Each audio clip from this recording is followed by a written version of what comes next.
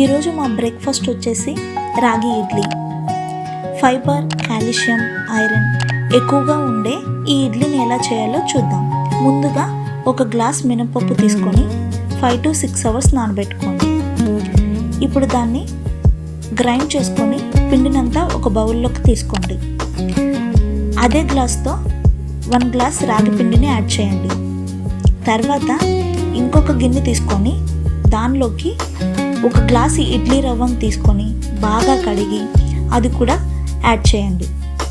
ఇప్పుడు ఈ మూడింటిని సరిపడా వాటర్ వేసుకుంటూ ఇడ్లీ పిండి కన్సిస్టెన్సీలో కలుపుకోవాలి.